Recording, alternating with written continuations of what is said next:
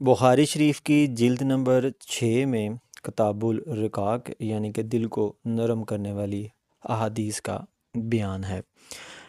جلد نمبر 6 کی جو پہلی حدیث ہے یہ 6412 اس کا جو ہے وہ نمبر ہے، اور حضرت ابن عباس رضی اللہ تعالیٰ عنہ سے روایت ہے۔ انہوں نے کہا کہ نبی کریم صلی اللہ علیہ وسلم نے فرمایا، دو نعمتیں ایسی ہیں کہ اکثر لوگ ان کی قدر نہیں کرتے، وہ صحت اور فراغت ہے۔ اسی طرح سے 6416 نمبر پہ حدیث ہے۔ حضرت عبداللہ بن عمر رضی اللہ تعالیٰ عنہ روایت کرتے ہیں، انہوں نے کہا کہ رسول اللہ صلی اللہ علیہ وسلم نے میرا شانہ پکڑ کر فرمایا کہ دنیا میں اس طرح رہو گویا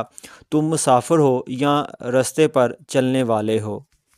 حضرت عبداللہ بن عمر رضی اللہ تعالیٰ عنہ فرمایا کرتے تھے کہ شام ہو جائے تو صبح کے منتظر نہ رہو، اور صبح ہو جائے تو شام کا انتظار نہ کرو۔ تندرستی کی حالت میں وہ عمل کرو جو بیماری کے دنوں میں کام آئیں، اور زندگی کو موت سے پہلے غنیمت خیال کرو۔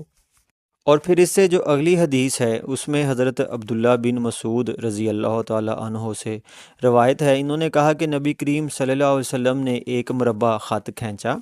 یعنی کہ ایک ڈبہ جو ہے وہ بنایا جس کی لمبائی زیادہ ہے اور اس کی چوڑائی جو ہے وہ کم ہے، پھر اس کے درمیان ایک اور خط کھینچا جو مربع خط سے باہر نکلا ہوا تھا، یعنی کہ پھر اس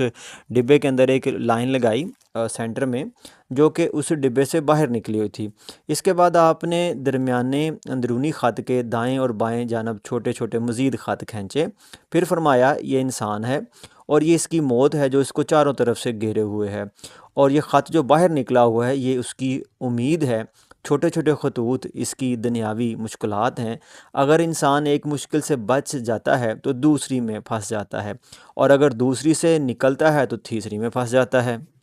اس تمثیل سے رسول صلی اللہ علیہ وسلم نے یہ بات سمجھائی کہ انسان لمبی چوڑی خواہشات رکھتا ہے جو اس کی زندگی سے بھی باہر نکلی ہوتی ہیں، اچانک موت آ کر انسان کا خاتمہ کر دیتی ہے، اور اس کی امیدیں دری کی دری رہ جاتی ہیں اور وہ ان کی تکمیل سے پہلے فوت ہو جاتا ہے۔